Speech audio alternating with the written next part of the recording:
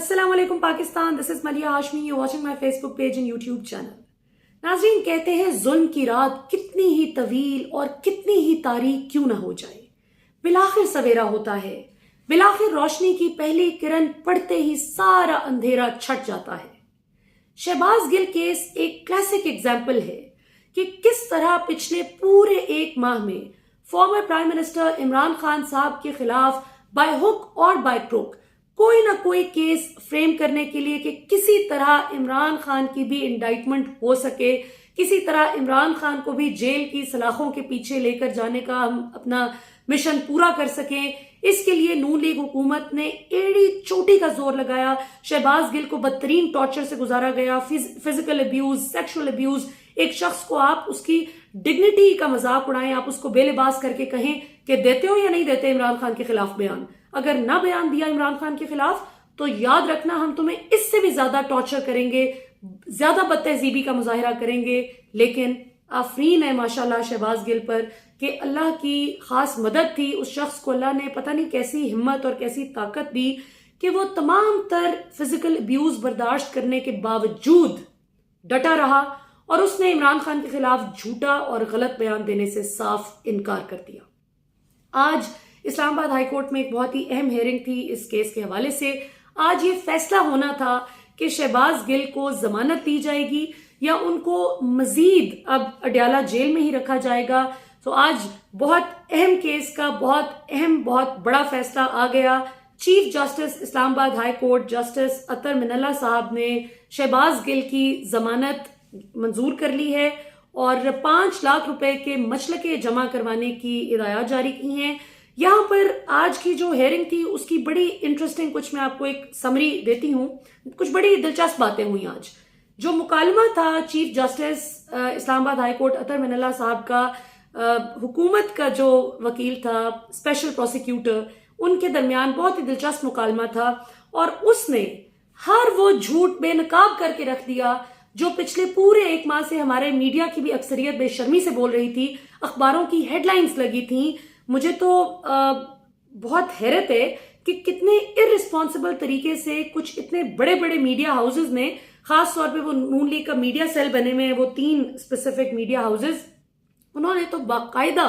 इस पर प्रोग्राम्स किए, इस पर बातचीत की, इस पर बाकायदा खबरें चलाई। उनके डिजिटल मीडिया आउटलेट्स पे ये बाकायदा खबरें चली कि शहबाज गिल ने इमरान खान के खिलाफ कन्फेशन कर दिया है, इमरान खान के खिलाफ एक बयान दे दिया, कन्फेशन स्टेटमेंट दे दी है। सो पूछना ये था कि कहाँ गया वो सैटेलाइट फोन जो शहबाज गिल के कमरे से दरियाफ्त किया गया था। पहले इजाद किया गया था, फिर दरियाफ्त किया गया था, जिसका शहबाज गिल ने कहा था कि मुझे तो पता ही कोई नहीं है किसका सैटेलाइट फोन है। और फिर जिस तरह से जो चीजें निकाली गई, जिस तरह से खबरें कुकअप की गई कि जी शहबाज गिल ने तो ये बोल दिया है, जब उसको मार पड़ी तो वो तो रो पड़ा, उसने तो ऐसे बोल दिया, उसने इमरान खान के खिलाफ फलां बयान दे दिया। कैसी दिलचस्प बात है ख्वातीन व हज़रात कि आज इस्लामाबाद हाई कोर्ट में जो स्पेशल प्रोसिक्यूटर शहबाज गिल के खिलाफ जो दलाइल दे रहे थे, जिनका कहना था कि नहीं इसको जमानत अगर आपने दे दी तो दोबारा ही ऐसी ही हरकत करेगा, उन्होंने कोई भी एक ऐसा बयान या कोई एक ऐसी चीज नहीं बताई। हालांकि चीफ जस्टिस अतर मिनल्ला साहब पूछते रहे कि आपने जो ARY पर बीपर पर गुफ्तगू की थी शहबाज गिल ने, जो सारा ये बोन ऑफ कंटेंशन थी सारे मामले की, तो ये बताएं कि क्या उससे पहले या क्या उसके बाद, आपने अब सारी तफ्तीश की है, आपको किसी सिपाही, किसी फौजी अफसर, किसी भी फौज के बंदे के साथ शहबाज गिल की कोई गुफ्तगू का रिकॉर्ड सामने आए? आप जो कहते हैं कि भाई गद्दारी कर रहा था, गद्दारी का मुर्तकिब हो रहा था और फौज के अंदर गद्दारी की कोशिश कर रहा था, इंसाइट कर रहा था उनको कि भाई आप म्यूटनी करें, यानी आप अपनी टॉप लीडरशिप के खिलाफ खड़े हो जाएं। बेसिकली फौज में फूट डलवा रहा था शहबाज गिल। तो चीफ जस्टिस साहब ने वकील साहब से पूछा जो शहबाज गिल के खिलाफ थे कि ये बताएं कि क्या कोई सबूत सामने आया कि शहबाज गिल किसी से बात कर रहा हो, उस गुफ्तगू से पहले या बाद कोई प्लान कर रहा हो, मंसूबा बना रहा हो। तो उन्होंने, वकील साहब ने कहा कि नहीं जी ऐसा कुछ नहीं है। तो चीफ जस्टिस साहब ने कहा कि ये शहबाज गिल का बयान गैर जिम्मेदाराना जरूर है, एक लापरवाही से की गई गुफ्तगू जरूर है, गैर जिम्मेदाराना बयान है, इररिस्पॉन्सिबल स्टेटमेंट है, लेकिन اس کو آپ غداری نہیں کہہ سکتے، کیونکہ اگر آپ غداری کی بات کریں گے تو اس طرح تو اور خاص طور پر میڈیا، سوشل میڈیا پہ جو آپ گفتگو کی بات کر رہے ہیں، سوشل میڈیا پر تو آدھی سے زیادہ جو باتیں ہوتی ہیں، اس کا تو مطلب ہے کہ آدھی سے زیادہ عوام جو سوشل میڈیا یوز کر رہی ہے وہ تو ساری جیل میں ہوگی۔ اگر اس بنیاد پر آپ غداری کے فتوے لگائیں گے اور مقدمات بنائیں گے تو اس طرح سے نہیں ہوتا، انلیس آپ کے پاس کوئی کانکریٹ ثبوت ہو، اور ظاہر ہے کوئی ثبوت ہوتا تو وہ بات کرتے۔ اور دلچسپ بات یہ کہ حکومت کے جتنے بھی ادارے تھے جو تفتیش کرتے رہے، تفتیشی ادارے تھے جن کی کسٹڈی میں شہباز گل اتنی دیر رہے، جو کسٹوڈیل ٹارچر کی باتیں بھی ہوتی رہی مبینہ طور پر، تو سوال تو یہ ہے، بہت اہم سوال آج پاکستانی قوم کو پوچھنا چاہیے حکومت سے، کہ آپ کا وکیل آج کوئی ایک بھی ثبوت کیوں نہ پیش کر سکا؟ کوئی ایک بات ہی بتا دیتا کہ کسی تفتیشی ادارے کے فلاں افسر کو شہباز گل نے یہ بات کہہ دی عمران خان کے خلاف۔ اور اگر ایسا کچھ نہیں ہوا تو پھر میڈیا سے سوال کرنا بنتا ہے کہ آپ نے کیوں اس بے شرمی کا مظاہرہ کیا اور آپ جھوٹ بولتے رہے، فیک نیوز بریک کرتے رہے کہ جی شہباز گل نے عمران خان کے خلاف کنفیشن سٹیٹمنٹ دے دی ہے، بیان حلفی پہ اس نے فلاں فلاں بات کر دی ہے۔ تو ایک تو پہلی بات تو یہ کہ ان اخباروں کو، ان میڈیا چینلز کو جس نے یہ جھوٹ بولا ہے، سب سے پہلی بات تو یہ کہ عدالتی کارروائی ان کے خلاف ہونی چاہیے، پہلی چیز۔ دوسری بات یہ کہ جس طرح سے ان کا یہ خیال تھا نون لیگ حکومت کا کہ ہم شہباز گل کو پھنسا دیا ہے تو اب عمران خان کو پھنسانا تو مسئلہ ہی کوئی نہیں، شہباز گل جیل میں ہو، جب تک وہ جیل میں رہے گا تب تک عمران خان کے اریسٹ کی پروبیبلٹی بہت ہائی ہوگی۔ لیکن اب جب کہ شہباز گل کو ہی چیف جسٹس اسلام آباد ہائی کورٹ اطہر من اللہ صاحب نے ضمانت دے دی ہے 5 لاکھ روپے کے مشرقوں کے عوض، اور obviously جب ان کا وکیل کچھ ثابت ہی نہیں کر سکا اور آج وہ بالکل بے بس تھے عدالت میں حکومتی وکیل، تو اب ان کی یہ ساری امیدیں جو ہیں وہ جس طرح برف پگھل کر پانی ہو جاتی ہے، اس طرح ان کی تمام امیدیں پگھل کر پانی ہو گئی ہیں۔ بلکہ میرا تو دل کر رہا ہے کوئی سخت لفظ سے استعمال کروں کہ انہوں نے پورا مہینہ پاکستان کی معیشت کا بیڑا غرق کیا، پاکستان کی پولیٹیکل اور اکنامک سٹیبلٹی پر حملہ کیا، جس طرح کی پریس کانفرنسز کرتے رہے، جس طرح کی ٹی وی ٹاک شوز پہ بات ہوتی رہی، ایسے بنا دیا کہ جیسے پتہ نہیں عمران خان کون سا پاکستان مخالف پلان بنا رہے تھے، جس کا شہباز گل ایک بہت اہم محرک تھا، بہت اہم ایک جز تھا، جس کو پکڑ لیا گیا اور بس اب عمران خان کو پکڑنا باقی ہے۔ شرم سے ڈوب مرنے کا مقام ہے آج ان تمام صحافیوں کے لیے بھی، ان تمام سیاستدانوں کے لیے بھی جو عمران خان کے خلاف، پاکستان کی ریاست کے خلاف ہونے کے جو الزامات لگاتے رہے۔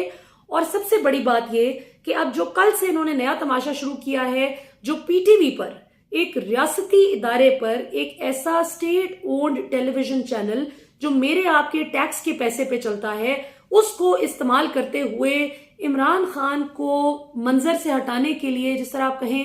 کہ اللہ معاف کرے، ان کے لیے قتل کروانا کوئی بڑی بات نہیں ہے۔ لوگوں کی برین واشنگ کرنے کے لیے ریاستی وسائل کا استعمال کیا گیا، جس پر یہ خوشائن بات ہے کہ پی ٹی آئی نے فیصلہ کیا ہے کہ یہ قانونی کارروائی کریں گے ان کے خلاف، یہ عدالت سے رجوع کریں گے کہ اس غلط اور غلیظ حرکت کو روکا جائے۔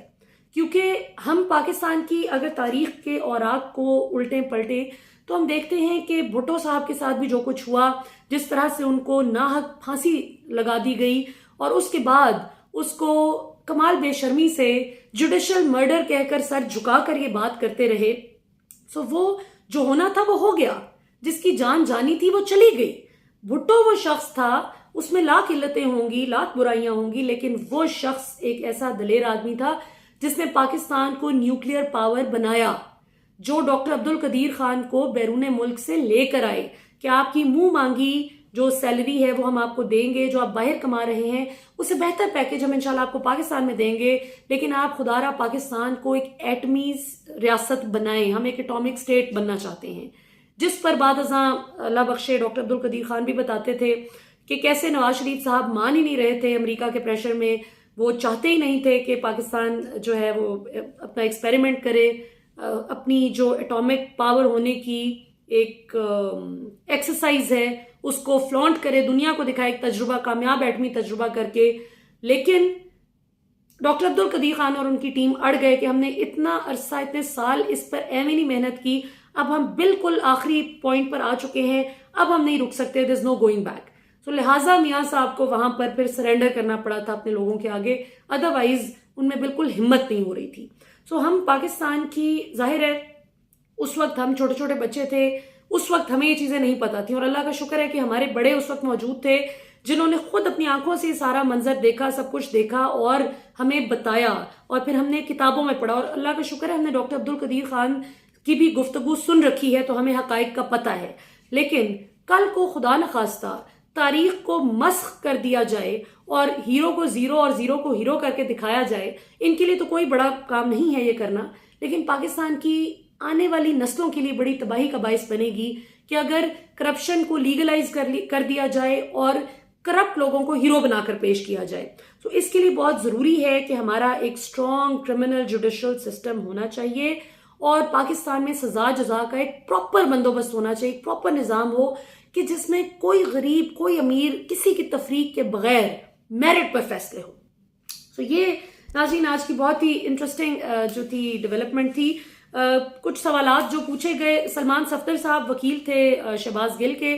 انہوں نے کمال اپنے آرگیومنٹس وغیرہ دیے. انہوں نے کہا کہ جی یہ اس میں کوئی غداری کا ایلیمنٹ اس لیے نہیں آتا، شہباز گل نے جو بات کی ٹھیک ہے ارسپانسبل تھی، ذرا آپ کو کیئرفلی اپنے الفاظ کا چناؤ کرنا چاہیے، ایسی بات کرتے ہوئے آپ کو بہت کیئرفل ہونا چاہیے کہ کہیں غلطی سے کوئی مس انٹرپریٹ کر کے بات کا بتنگڑ نہ بنا دے، کچھ کا کچھ نہ بن جائے. لیکن سلمان صفدر صاحب کا کہنا تھا کہ یہی بات قائد اعظم محمد علی جناح بھی کر چکے ہیں. قائد اعظم محمد علی جناح نے پاکستان بننے کے بعد واشگاف الفاظ میں یہ کہا تھا کہ کبھی بھی کوئی غیر آئینی آرڈرز آپ نے نہیں ماننے. اور راشد منہاس شہید کی مثال ہمارے سامنے ہے کہ انہوں نے اپنے افسر کے غیر قانونی آرڈرز تھے وہ نہ مان کر پاکستان کو بچایا. تو یہاں پر تو بحث یہ تھی نا کہ پاکستان میں ابھی ایز وی اسپیک پاکستان کی ٹاپ ملٹری لیڈرشپ میں سے کوئی بھی ایسا نہیں ہے، چاہے آرمی چیف ہوں، ڈی جی آئی ہوں، D G I S P R ہوں، کوئی بھی ہو، ڈی جی ایم او ہوں، ڈی جی ایم آئی ہوں، کوئی بھی غیر آئینی احکامات نہ دے رہا تھا کسی کو، نہ کوئی غیر آئینی کام ہو رہا تھا. صرف شہباز گل کی اس بات سے ان کو لگا کہ جیسے وہ ہم پر ایک طرح سے ٹارگٹ کرے. لیکن مزے کی بات یہ، آج عدالت میں بھی یہ بات ڈسکس ہوئی جب کہا گیا کہ اس میں پاک فوج تو شکایت کنندہ ہے ہی نہیں، پاک فوج تو کمپلیننٹ ہے ہی نہیں اس کیس میں. اس کیس میں تو یہ حکومت نے مطلب اس کا بات کا بتنگڑ بنا لیا. سو ٹیک ہوم یہ ہے جی اس میں کہ شہباز گل ہوں یا کوئی بھی ہو، ہم سب کو اپنی گفتگو میں کیئرفل ہونا چاہیے. کوئی ایسی بات نہیں کرنی چاہیے کہ جس سے ہمارے ملک کی یونٹی اور ہمارے ملک کا جو ڈسپلن ہے اس پر آنچ آئے. اس میں ہمیں ایکسٹرا کوشش ہونے کی ضرورت ہے. البتہ یہ جو مذہب کارڈ کھیل کر گھٹیا حرکتیں کر رہے ہیں یا عمران خان کے اریسٹ کے خواب دیکھ رہے تھے جو کچھ شرپسند عناصر کہ شہباز گل کے جیل میں ہونے کا ہمیں یہ فائدہ ہوگا کہ عمران خان کو بھی ہم اسی بہانے اس کو بیس بنا کر لے آئیں گے، تو وہ اب ان کا کیس بہت کمزور ہو گیا ہے. کیونکہ جس شہباز گل پر ٹارچر کی بات پر عمران خان نے وہ بات کی تھی، جو ساری بات بنی کہ جی آپ تو دہشت گرد ہیں، آپ نے محترمہ جج زیبا چودھری کے فیصلے پر اعتراض اٹھا دیا ہے، تو اور آپ نے کہا ہے کہ ہم لیگل ریکورس لیں گے، اس پہ ایکشن لیں گے، یہ وہ، تو اب وہ بنیاد ہل گئی ہے. حکومت کا جو کیس تھا اس کی بنیاد ہی اڑ کر رہ گئی ہے. تو اب دیکھتے ہیں آنے والے دنوں میں انشاءاللہ تعالیٰ کیا ہوتا ہے. Let's hope for the best. اور آئی بلیو کہ ہمیں کوئی بھی ایسی بات کرتے ہوئے بہت کیئرفل رہنا چاہیے کہ جس سے آپ تو کسی پر توہین مذہب کا الزام لگا دیں صرف اپنا سیاسی سکور سیٹل کرنے کے لیے یا اپنی کسی ذاتی اناد کی بنیاد پر، لیکن کوئی اگر ان کو قتل کر دے، کسی شخص کو کوئی جان لے لے محض آپ کے الزام پہ اشتعال میں آ کر، تیش میں آ کر، تو آپ بتائیں کہ اس کا خون کس کے ہاتھ پر ہوگا. ابھی تک کے لیے اتنا ہی. انشاءاللہ آپ سے پھر ملاقات ہوتی ہے. پاکستان ہمیشہ زندہ باد.